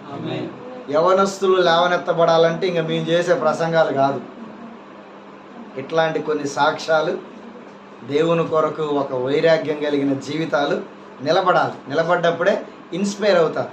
ఎందుకంటే ఇప్పుడు యవ్వనస్తులు అబ్బాయి కూర్చోరా, వాక్యం చెప్తా, కూర్చోండి మాట్లాడద్దంటే ఎప్పుడు ఈయనే వాక్యమే డాడీ ఇది, అంతేనే కదా? యవ్వనస్తులు ఏం చేస్తున్నారు? అన్న ఎప్పుడైనా ప్రసంగాలే కన్నా, ఇక మాకు కొంచెం పనింది పోయేస్తాం, కొంచెం ఇటు. అదే అట్లా కదా అబ్బాయి, ఒక అన్న వస్తుండు, మంచి సాక్ష్యం ఉంది కూర్చోండి అంటే ఖచ్చితంగా వినడానికి రెడీగా ఉన్నారు. అంటే వాక్యం దేవునికి దగ్గర చేయదంటే చేస్తుంది, వింటే ఇది కూడా దగ్గర చేస్తుంది, కానీ దీని మీద కాన్సన్ట్రేషన్ చేయట్లేదు కనుక ఒక సాక్ష్యం దేవుని దగ్గర చేస్తుంది నిన్ను. ఈ వాక్యం ఏంటంటే ఆ దేవునితో కలిసి ఆ దగ్గరగా ప్రయాణాన్ని అట్లా కొనసాగింపజేస్తుంది. కనుక ఈరోజు మనందరం కూడా దేవుని చిత్తం మీద మీ అనుదిన ప్రార్థనలో కూడా ప్రార్థన చేయండి. సహోదరుడి కొరకు మరలా దేవుని నామాన్ని మహిమపరచుదాం. దేవుడు సన్నిధిలో మంచి సాక్ష్యం అందించినందుకు ప్రభు పేరట మరొకసారి ఈ కుటుంబ పక్షాన మీకు ప్రత్యేక వందనాలు బ్రదర్. ఇంకా మరి మనం ముగింపులోకి వెళ్దాం. మరి టైము 9:10 అయింది. కేక్ కట్ చేద్దామా? ఏమన్నా కొన్ని మాటలు ఏమన్నా మరి ఇక ముఖం ఆటానికి అని చెప్పమంటారు, ఇంకా తప్పదు కదా. మరి ఇక మేము కూడా మరి చెప్పాలి, తప్పదు ఇంకా అది. ఎందుకంటే ఏ కార్యక్రమం జరిగినా వాక్యం లేకుంటే కుదరదు మరి. ఎందుకంటే అదే మనకి మూలం, అదే మనకి మూలం. ఎంత సమయం ఉన్నా సరే దేనికి గంటల గంటల టైం ఇచ్చేస్తాం, కానీ వాక్యం కాడికి వచ్చేసరికల్నే షార్ట్ షార్ట్ షార్ట్ షార్ట్. పెండ్లీల కాడికి పోయేసరికల్నే వాళ్ళు మేకప్ వేయడానికి 2-3 గంటలు పడుతుంది, కానీ వాక్యం 2-3 గంటలు చెబుతుంటే అయ్యగారు అటు నుంచి వచ్చి ఒక ఆయన గోపుతాడు కానీ తొందర, ఇటు నుంచి వచ్చి ఒక ఆయన గోపుతాడు కానీ తొందర. ఈ కానిచ్చాడు మీరు అక్కడ పోయి మేకప్ దగ్గర చెప్పరని అంటే ఆ గది ముఖం కూడా చూడ్డేవాడు. మరి మా ముఖం మీద ఏం రాసింది అంతకన్నా మమ్మల్ని గోగుతారు అందరు. దేవునికి స్తోత్ర, గట్టిగా స్తోత్రం చెబుదామా? హల్లెలూయా. బండ లాంటిది నాది మండి హృదయం, ఎండిపోయినా నాదు పాత జీవితం. బండ లాంటిది నాది మండి హృదయం, ఎండిపోయినా నాది పాత జీవితం. మార్చినవు నీ సాక్ష్యముగా, మార్చినవు నీ సాక్ష్యముగా. ఇచ్చినవు మెత్తనైన కొత్త జీవితం, ఇచ్చినవు మెత్తనైన కొత్త జీవితం. ఎంత కృపామయుడవు యేసయ్యా, ప్రేమ చూపి నన్ను బ్రతికించినవయ్యా. ఎంత కృపామయుడవు యేసయ్యా, ప్రేమ చూపి నన్ను బ్రతికించినవయ్యా. నలిగితివి వేసారితివి, నలిగితివి వేసారితివి. నాకై ప్రాణము తీర్చితివి, నాకై ప్రాణము తీర్చితివి. హల్లెలూయా, హల్లెలూయా. ఇక్కడున్న అనేక మంది బండ లాంటి హృదయాలను దేవుడు ఏం చేసిండు? మార్చి మృదువైనటువంటి జీవితాలుగా మార్చి మరలా దేవుడు ఒక మంచి జీవితాన్ని ఇచ్చి మనందరినీ తన సన్నిధిలో నిలబెట్టుకున్నందుకే దేవునికి మహిమ కలుగును గాక. నేను ఎక్కువ రిఫరెన్స్లు చెప్పను, ఎక్కువ మాటలు కానీ క్లుప్తంగా మీకు ఎక్కువగా తెలిసిన మాటే మరలా జ్ఞాపకం చేస్తాను. అదేంటంటే సామెతల గ్రంథంలో ఉంటుంది పిల్లల గురించి ఒక మంచి మాట ఏముంటుందంటే, బాలుడు నడవలసిన త్రోవ. ఈరోజు భయంకరమైన పొరపాటు క్రైస్తవ్యములు ఏదైనా జరుగుతుందా అంటే ఈ మాట ఎక్కడ జరగడం లేదు. దేవుడు ఏం చెబుతుండంటే బాలుడు నడవలసిన త్రోవ వానికి నేర్పమంటే, ఈరోజు తల్లిదండ్రులు కానీ పిల్లలు కానీ లేదా కుటుంబ సభ్యులు కానీ అమ్మమ్మ తాతయ్య నాయనమ్మ తాతయ్య మేనమామలు మేనత్తలు ఎవరైనా సరే బాలుడుగా ఉన్నప్పుడు వాడు నడవలసిన త్రోవ వానికి నేర్పడం లేదు. వాడు నడవలసిన త్రోవ వానికి నేర్పితే ఈరోజు సమాజం చాలా చెప్పండి అద్భుతంగా ఉండేటువంటి, బాగుగా కాదు కానీ అద్భుతంగా ఉండేది. ఈరోజు సమాజం ఇంత దరిద్రంగా దినదినానికి తయారవడానికి గల కారణం ఒకటే బాలుడు నడవలసిన త్రోవ. వాడికి సరైన మార్గం నేర్పితే మనము ఎక్కువ ఈ జైళ్ళు, కోర్టులు, పోలీస్ స్టేషన్లు, ఇంకా కొన్ని ప్రత్యేకమైనటువంటి బృందాలు పనిచేయాల్సిన అవసరం ఉంటుందంటారా? చిన్న వయసులోంచి ఇందాక సహోదరు చెప్పారు, వాళ్ళ అమ్మ ఒక మంచి విత్తనం వేసింది. ఏ విత్తనం వేసింది? ఈ గారాబం అనే విత్తనం ప్రతి కుటుంబంలో ఏమంటారు చూసినారు, కొర్రుదయం పట్టిందంటారు చూసినారు, అట్ట పడుతున్నది ఒక్కొక్కళ్ళని. దేవునికి స్తుతి కలుగును గాక. ఈరోజు ప్రతి తల్లిదండ్రులకున్న దరిద్రమైన అలవాటు ఏంటంటే గారాబం. తండ్రికి అద్దాంచిందంటే తల్లి గారాబం, తల్లికి అద్దాంచిందంటే తండ్రి గారాబం. ఈ గారాబం ఏం చేస్తుందంటే నిన్ను నీ కుటుంబాన్ని ఏదో ఒక రోజు నాశనమునకి, చెప్పండి, ఫెవికిక్ కేసు అతికిచ్చినట్టుగా దగ్గర తీసుకెళ్తుంది, ఆకర్షించేస్తుంది. అయస్కాంతం కంటే పవర్ఫుల్గా ఈ గారాబం ఏం చేస్తుంది, నాశనానికి దగ్గర తీసుకెళ్తుంది. మరి సహోదరుడికి ఎక్కడో అక్కడ ఒక తిమోతి దొరికిండు కాబట్టి నిలబడగలిగిండు. ఒకవేళ నువ్వు గారాబంతో పెంచుతున్నటువంటి నీ పిల్లలకి అదే తిమోతి దొరకకపోతే, హలో, అదే తిమోతి ఒకవేళ గారాబాన్ని విత్తనం వేసిన నీ బిడ్డకి, నీ కుమారుడికి దొరకకపోతే పరిస్థితి ఏంటో ఒకసారి ఆలోచన చేయండి. మీకే ఆ క్వశ్చన్, మీకే ఆ సమాధానం మీరే చెప్పుకోవాలి దానికి. హలో, అర్థమవుతుంది అన్నమాట. ఈ గారాబం అనే విత్తనం విత్తిన తల్లిదండ్రులు, ఆ గారాబం అనే విత్తనం విత్తబడిన సాయికి ఒకరోజు తిమోతి తలిగిండు కనుక మార్పు చెందిండు, ఈరోజు మంచి వ్యక్తిగా బ్రతుకుతుండు.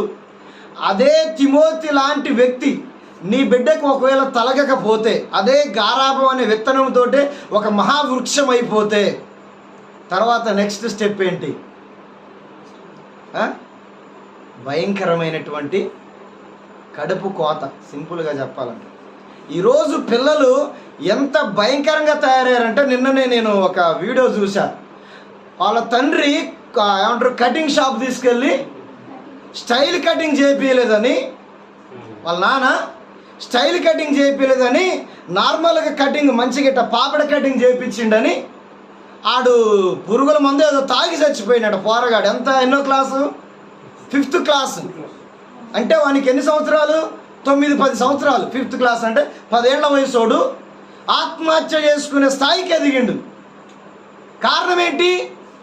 ఎవరిని కొట్టారా, తిట్టారా, చిత్రహింసలు పెట్టారా, బాధ పెట్టారంటే సింపుల్గా స్టైల్ కటింగ్ చేయించుకోలే. వాళ్ళ స్నేహితుల్లాగా తొక్కలో ఈ కటింగ్ ఏంటన్నారు, డిప్ప కటింగ్లు, పనికిమాల కటింగ్లు ఇప్పుడు అంతా అయ్యాయి. ఎవరిని బట్టినా అయ్యాయి. నేను మావాడేం దాచుకొని, మావాడు కూడా చాలాసార్లు చెప్పాను. నేను చెప్పి ఇసుకుపోయి చప్పుడు అండి కూర్చొని నీ కర్మ నువ్వు అనుభవించరు నాయన, కటింగ్ చేసుకున్న ప్రతిసారి నా లెక్క చేయించుకోరా, మంచిగా ముద్దుగా ఉంటుంది అని చెప్పేసాను.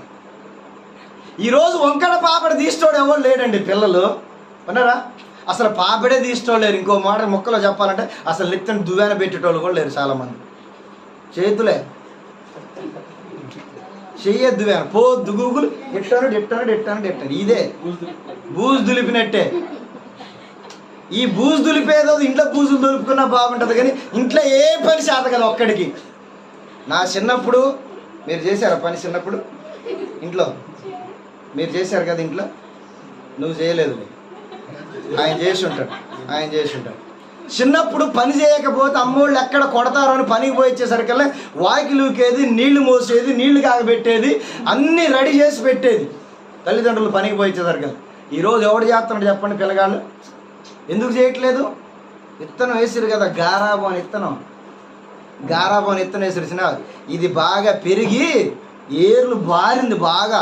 అసలు అది ఎంత పీకుదైనా బుల్డోజర్ వచ్చి పీకినా కానీ చెట్టు పైన పోతుందిలే, కానీ కింద విత్తనాలు మాత్రం, కింద వేర్లు మాత్రం ఉండి మళ్ళీ మొలకలు అట్టి చెట్టు అన్నా ఒకవేళ ఆ కాండ ఏమంటారు చిన్న గడ్డ ఉంటుందే, ఆ గడ్డకు బీకెత్తి ఇంకా మళ్ళీ పుట్టదు. కానీ ఇప్పుడు ఆ గారాబం విత్తనం పిల్లల నుంచి పీకలేని పరిస్థితుల్లో ఉన్నారు చాలామంది తల్లిదండ్రులు.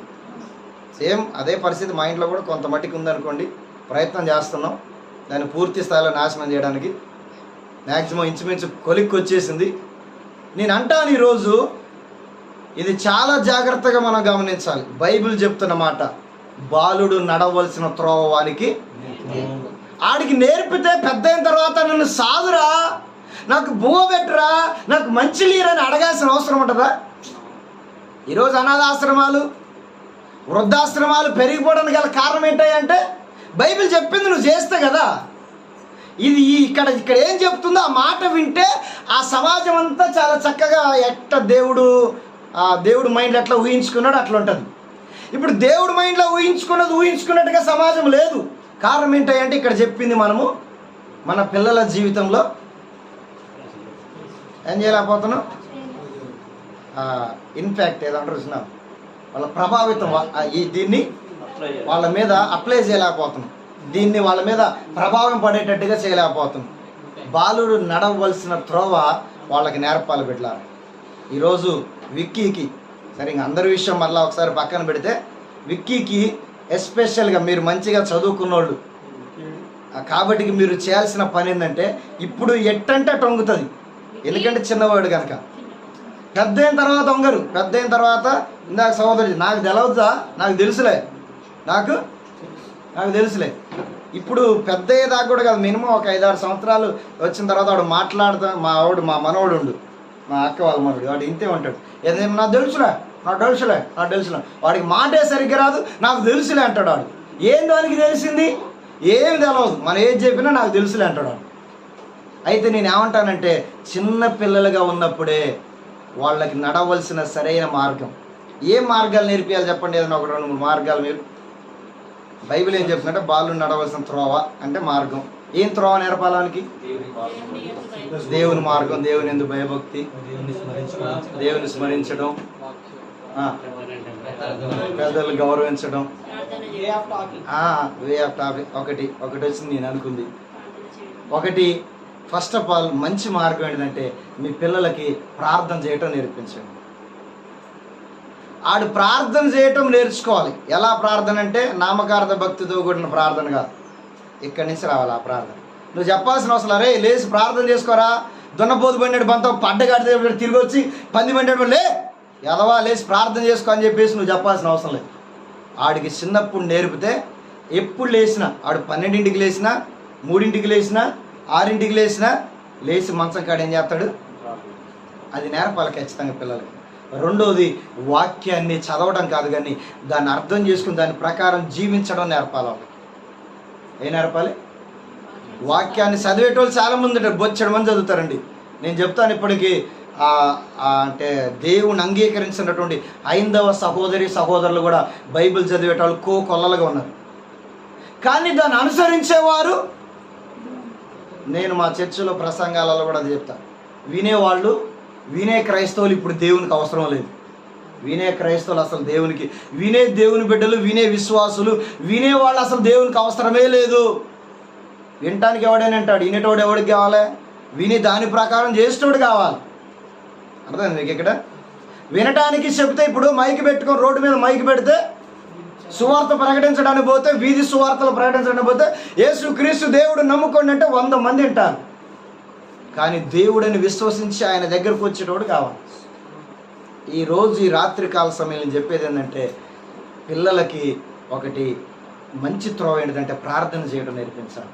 రెండోది, వాక్యాన్ని చదవటం మాత్రమే కాదు కానీ దాన్ని ఎలా అన్వయించుకోవాలి తన జీవితంలో దాన్ని ఎలా అప్లై చేసుకొని దాని ప్రకారం ఎలా నడవాలి అనేటువంటిది పిల్లలకి మనం నేర్పిస్తే, పెద్ద అయిన తర్వాత నువ్వు వాడిని నన్ను ప్రేమించురా, నన్ను గౌరవించురా, నేను తండ్రినిరా, నేను తల్లినిరా, నేను అదిరా, నేను ఇందిరా అని మనం ప్రత్యేకంగా చెప్పాల్సిన అవసరం లేదు.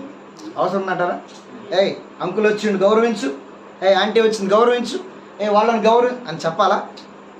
ఎందుకు చెప్పాల్సిన అవసరం లేదంటే, నువ్వు వాక్యం నేర్పితే వానికి ఆటోమేటిక్గా అది లోపల పనిచేస్తుంది. ఎవరిని గౌరవించాలి, ఎవరిని ప్రేమించాలి, ఎవరితో ఎట్లా ఉండాలి, ఎవరి దగ్గర అలా జీవించాలి. ఆ ప్రార్థన మోకాళ్ళు వేసినప్పుడు దైవికంగా దేవునికి కనెక్ట్ అయి ఉంటాడు, చూసినారు?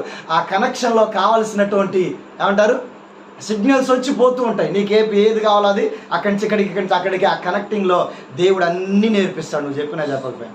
నేను ఇంకొకటి చెప్పగలనండి, నువ్వు చెప్తే ఒకవేళ వినొచ్చు వినకపోవచ్చు, కానీ దేవుడు చెప్తే ఖచ్చితంగా ఎవడైనా అనాల్సిందే. నీ కొడుకు కాదు, నీ తాత, నీ అమ్మమ్మ, మీ ముత్తాతలు ఎవడైనా సరే దిగి రావాల్సిందే. దేవుడు చెప్తే ఎవడైనా ఎంత గర్విస్తేనా, ఎందుకంటే ఇక్కడైనా మనకు సాక్ష్యంగా కనపడుతున్నాడు, ఎక్కడికో పోవాల్సిన అవసరం లేదు. ఎవడి మాట విన్నాను ఆయన, ఒకరోజు ఎవరి మాట వింటున్నాడు, ఇప్పుడు ఈరోజు ఇక్కడ మన మధ్యలో ఉన్నాడంటే దేవుని మాట బట్టే, లేకపోతే మనల్ని అందరిని అల్లాడిచ్చేవారు ఆయన. ఆ పరిస్థితి, ఆ ఫోటోలు చూస్తుంటే నాకే భయంకరంగా అనిపించింది. ఇంకా అక్కడ లైవ్లో ఉన్న వాళ్ళు ఎంత భయంకరంగా బాధపడరు నాకే తెలియదు, కానీ ఎంతమంది తిట్టుకున్నారు, ఎంతమంది బాధపడరు నాకే తెలియదు, కానీ అటువంటి పరిస్థితి. కానీ దేవుడు మాట వినడమే లేదా. అందుకోసం నేను ఏమంటానంటే, దీన్ని ఇక్కడ కాదు కానీ ఇక్కడి నుంచి ఇక్కడికి రావాలి. ఇక్కడికి వచ్చినప్పుడు మరి విక్కీ జీవితం చాలా అద్భుతంగా మారుతుంది.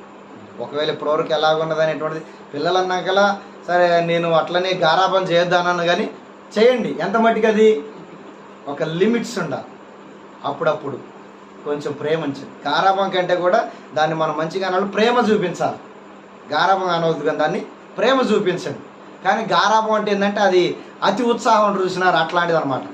వాడు ఏం చేసినా కానీ ఓకే ఓకే, అది ప్రేమ కాదు, అది గారాబం. అది ఏమంటారంటే నాశనానికి నడిపించే మార్గంలో ఎంకరేజ్ చేస్తున్నాం, మంచి ప్రోత్సహిస్తున్నాం. పో బిడ్డ పోరా నాశనానికి పో, తర్వాత మమ్మల్ని బాగా తన్ను పోయి అట్నే పో అందరి తన్ని గొడవలు పెట్టి మమ్మల్ని బాగా తందు నేర్చుకున్నారా బయటికి పోయి. చేయాల్సినవి 2: ఒకటి ప్రార్థన, వాక్యాన్ని అర్థం చేసుకుని దాని ప్రకారం దించేది. చేయకూడని ఒక్కటి చెప్తా, అదేంటంటే పిల్లలకి ఫోన్ ఇవ్వండి. వీలైతే మ్యాక్సిమం నేను చేసిన పొరపాటు మీరు చేయొద్దని చెప్తున్నాను. మ్యాక్సిమం ఇంటర్మీడియట్ అయిపోయేంత మటుకి వాళ్ళకి ఫోన్ పట్టుకోకుండా చేయండి మీరు. అంటే ఫోన్ పట్టుకోవద్దంటే నేను మళ్ళీ ఇక్కడ మీరు ఇంకొక రకంగా అంటే ఫోన్ పట్టుకోవచ్చు, కానీ అవసరాన్ని బట్టి ఫోన్ మాట్లాడడానికా, లేదా వీడియో కాల్గా, లేదా వాని స్టడీకి సంబంధించింది ఏదైనా అవసరమా, అంత మట్టుకే. ఇక చెత్త రీల్స్ ఇట్లా అంటున్నాలే. కానీ ఒకరోజు నేను కూర్చున్నా, మామూలుగా 11 12 ఏం పని లేదు, అలా 11 కూర్చొని ఫోన్ ఇట్టి అంటున్నా. 100 ఛార్జింగ్ పెట్టి తిస్తా. ఎప్పుడైనా పొద్దున్నే లేవగానే ప్రార్థన అయిపోయి ఫస్ట్ చేసే పని ఏంటంటే ఫోన్లో ఛార్జింగ్ పెట్టడం. 11 నాకు ఇంచుమించు నైట్ 12 అయినా కానీ తెల్లారిదాకా ఛార్జింగ్ అయిపోదా, 50-40 కట్ట వచ్చి ఆగిపోదు అనమాట. 11 కూర్చొని ఇట్ట అనడం స్టార్ట్ చేశా. ఏంటి రీల్స్ చిన్నగా అనుకుంటూ సోఫాలో ఇటు పండుకొని తల పడ్డు బొర్రలు ఇటు బొర్రలు అంటాం. అప్పటికి 2 అయింది. అమ్మగారు వచ్చి అన్నం తినవా అంటుంది. నేను టైం చూడట్లా, ఇళ్ళనే చూస్తున్నా. ఈ రీల్స్ మీదనే ఉంది నా దృష్టి అంతా. టైం చూసేసరికి అప్పటికి 2-2:30 అవుతుంది. ఛార్జింగ్ చూస్తే 28కి వచ్చింది. ఏంది అప్పుడు అంత టైం అయిపోయిందా అంటే మనం అనాలే కానీ, మనకి ఏళ్ళు నొప్పి పుట్టకుండా అనాలే కానీ వస్తూనే ఉంటాయి ఆగిపో. ఇప్పుడు పిల్లలు ఉపయోగపడి ఫోన్లలో చూస్తున్నారంటే ఉపయోగం లేనియే. నాకు తెలుసు అసలు ఏకపోయినా పెద్దగా ఇబ్బంది లేదు. అందులో చదివేది కూడా ఏముండదు వాళ్ళు అంతగనంగా. ఆన్లైన్ క్లాసులను పెట్టి చదివి చెప్పండి. అప్పుడు ఒక అర్ధగంట క్లాస్ వింటే మావాడు తెలివిగా ఏం చేస్తుందంటే ఆన్లైన్ క్లాసులో జాయిన్ అయ్యి దాన్ని మ్యూట్లోకి పెట్టేసి అంటే లోపలికి వెళ్ళిపోద్ది. దాన్ని మినిమైజ్ చేస్తే అక్కడే టీచర్కి ఏమైందంటే లవ్ కుమార్ క్లాసులో ఉన్నాడు అన్నట్టే ఉంటుంది. వీడియో ఎందుకు రావట్లేదు అంటే మేడం నెట్ బ్యాలెన్స్ సరిగ్గా లేదు, కట్ అవుతుంది, అందుకోసమని వీడియో ఆఫ్ చేసాం. అంటే ఎందుకంటే బయట వాళ్ళ పిల్లలు చెప్తే ఒప్పుకోరు కాబట్టి మా పిల్లల గురించి చెప్తాను. దేవునికి స్తోత్ర. అట్లా చెప్పేసి వీడియో ఆఫ్ చేసేసి ఇంకా ఫోన్లో మొత్తం అది చూసుకోవటాలు స్టార్ట్ చేస్తున్నా. కనుక నేను ఒక ఉచిత సలహా అనుకోమాకండి, ఇది అనుభవంతో చెప్తున్న మాట. ఇది ఉచిత సలహా కాదు, దయచేసి గమనించండి. వీలైనంత మటుకు మీ పిల్లలకి ఫోన్ని దూరంగా పెట్టండి, ప్రార్థన వాక్యాన్ని దగ్గరకు పెట్టండి. మీరు వాళ్ళకి ఇంకేం చెప్పాల్సిన అవసరం లేదు. నువ్వు బాగుపడతావురా చదువుకుంటే, నువ్వు చెప్పకపోయినా వాడే చదువుకొని బాగుపడతాడు. కనుక దేవుడు మరి విక్కీకి మంచి లైఫ్ని ఇవ్వాలంటే ఈ 2 విషయాలు. విక్కీ ఏం చేయాలో ఇప్పటి నుంచి ప్రార్థన చేయాలి, ప్రార్థనకి దగ్గర ఉండాలి, వాక్యానికి దగ్గర ఉండాలి. దేనికి దూరంగా ఉండాలి? ఒకసారి చప్పట్లు కొడదామా? ఖచ్చితంగా దూరంగా ఉండు. నువ్వు మీ యొక్క గ్రామంలో ఉన్నతమైన స్థాయికి ఎదుగుతావు. ఒక దేవుని సేవకునికి చెప్తున్న మాట. ఫోన్కి నువ్వెంత దూరంగా ఉండి ప్రార్థనకి దేవుని వాక్యానికి ఎంత దగ్గర ఉంటావో నీ జీవితం. ఇప్పుడు ఒకవేళ అనుకుంటారు ఒకేలే విక్కీ గాడు బడికి పోవట్లేదు అని చెప్పేసి అనుకుంటున్నాం కదా మీ అందరం. ఆ రోజు వాడు బడికి పోకపోయినా వాడు స్టైలే వేరు రాబోయ్. లేట్ అయినా